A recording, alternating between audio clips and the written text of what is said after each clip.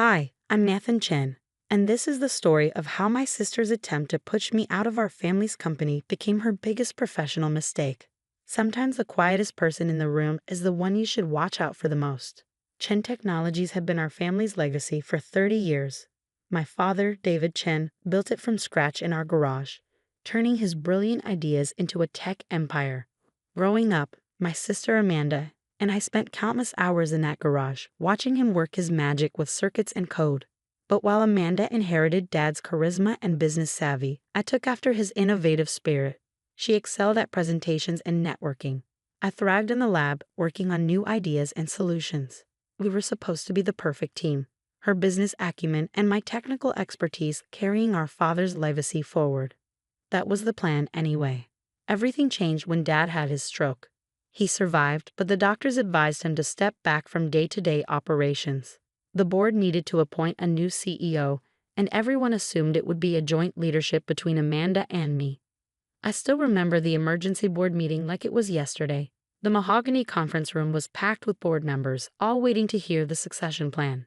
Amanda sat at the head of the table, immaculate in her designer suit, while I sat quietly in my usual spot, still wearing my lab coat. "Gentlemen," Amanda began, her voice confident and clear, "we need strong, unified leadership to take Chen Technologies into the future. Someone who understands not just the technology, but the business landscape. Someone who can be the face of our company." I should have seen it coming. "While my brother Nathan is competent in the lab," she continued, "leadership requires more than technical skills. It requires vision, presence, and the ability to inspire confidence in our shareholders." One by one, she brought up my perceived failures, the presentations I fumbled, the investor meetings I'd skipped to work on prototypes, my lack of executive presence. She painted a picture of me as a brilliant but socially awkward scientist who couldn't possibly lead a major corporation. The board members nodded along. They'd always been more comfortable with Amanda's polished corporate style than my hands-on approach. Therefore, she concluded, I proposed that I assume the role of CEO, with Nathan transitioning to a pure research position, no management responsibilities. The vote was unanimous in her favor. But Amanda wasn't done. Over the next 6 months, she systematically dismantled my authority within the company. My research budget was cut. My team was reassigned. Every proposal I submitted was rejected or indefinitely delayed. "It's just business, little brother," she'd say, not even looking up from her phone. "We need to focus on marketable products, not your pet projects." The final straw came during our annual Innovation Summit. I've been working on a revolutionary new chip design, something that could put us years ahead of our competitors. When I tried to present it, Amanda shut me down in front of everyone. "Nathan," she sighed dramatically, "some people just aren't cut out for this level of business. Maybe it's time you explored opportunities elsewhere." The room fell silent. Even our father, attending his first company event since his stroke, looked away in discomfort. The next morning, Amanda called me to her office. "I've prepared a resignation agreement," she said, sliding a document across her desk. "Very generous severance package. You can keep working on your little inventions at home." "And if I refuse?" She smiled, but it didn't reach her eyes. "Then I'll have to take more direct action. The board has already approved a restructuring plan that would eliminate your position. This way, you get to leave with dignity." I signed the papers without argument. Amanda looked almost disappointed. She'd clearly been expecting a fight. "Always the quiet one," she mused. "That's your problem, Nathan. You never learned to stand up for yourself." I left her office without a word, stopping by the lab one last time to collect my personal items. As I packed up my notebooks, my phone buzzed with a message from our patent attorney, Maria. "Everything is registered and confirmed. They haven't noticed."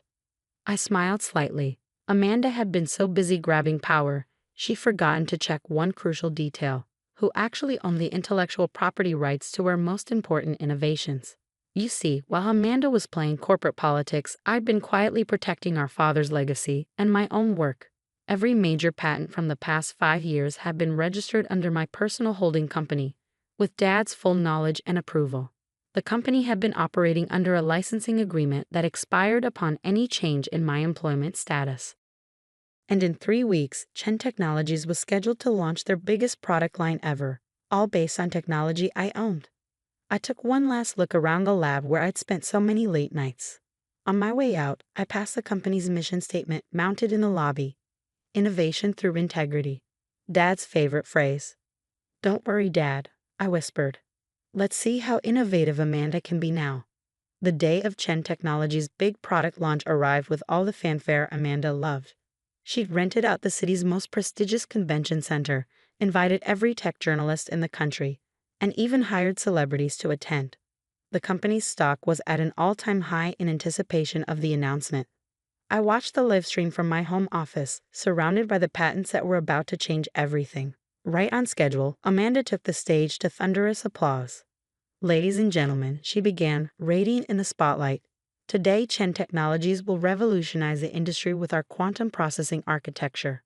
That's when my lawyer sent the cease and desist letters to the company, the board members, and every major media outlet covering the event. The reaction was almost instantaneous. I watched Amanda's face freeze mid-sentence as an aide rushed onto the stage and whispered in her ear. The confident smile vanished from her face. "I will be taking a brief recess," she stammered. Technical difficulties. My phone started ringing immediately.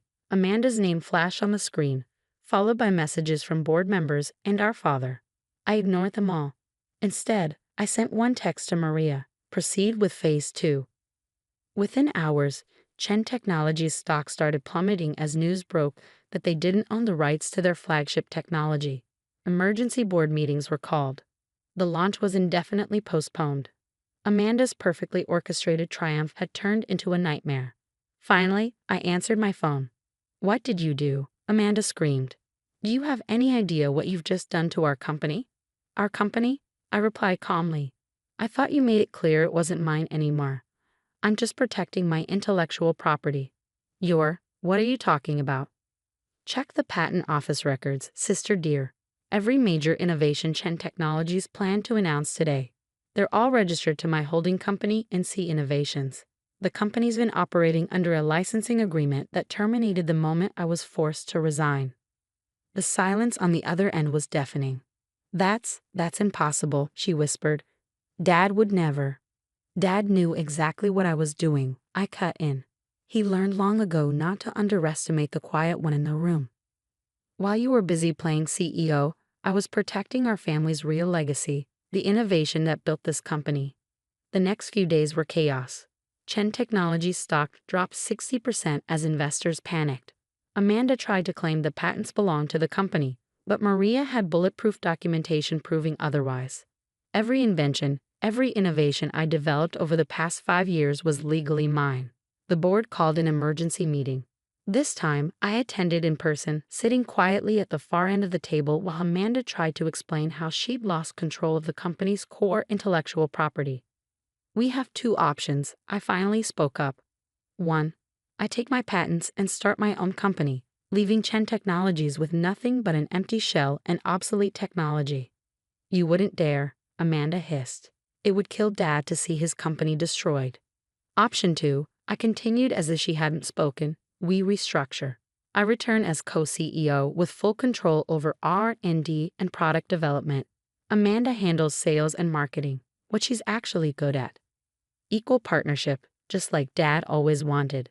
The board voted immediately. Amanda had no choice but to agree. Dad came to see me that evening. He looked older, tired, but his eyes were clear. "You knew," I said. "You knew she would try to push me out." He nodded slowly. "Amanda's like me when I was younger, ambitious, aggressive. But she forgot what really built this company." He picked up one of my old notebooks. It wasn't fancy presentations or stock prices. It was this: the innovation, the dedication to creating something new. The restructuring took time, but eventually, Chen Technologies emerged stronger than ever. Amanda and I learned to work together, each focusing on our strengths. She still handles the spotlight, but now she makes sure to give credit where it's due. Last month, we had a family dinner, the first one since everything happened. As we sat in Dad's dining room, Amanda raised her glass. "To my little brother," she said, her voice sincere for once, "who taught me that true power isn't always about who shouts the loudest." I nodded, accepting the olive branch. "To family," I replied, "and to remembering what really matters." Dad smiled, looking at his children finally working together as he'd always hoped. Yesterday, a young intern asked me why I didn't just take my patents and start my own company. Show Amanda what real failure felt like. I showed him the old family photo we still keep in the lobby, taken in front of Dad's garage where it all began. Because some things are worth more than revenge, I told him. Sometimes the biggest victory isn't in destroying what others built, but in showing them a better way to build together. Chen Technologies celebrates its 35th anniversary next month. Amanda and I will give the keynote speech together, her handling the business vision, me explaining the technology. Dad will be in the front row, watching his legacy continue through both his children. And that garage where it all started, we've turned it into an innovation lab for young engineers. On the wall, there's a new sign next to Dad's old workbench. Success isn't just about being the loudest in the room. Sometimes it's about being the wisest.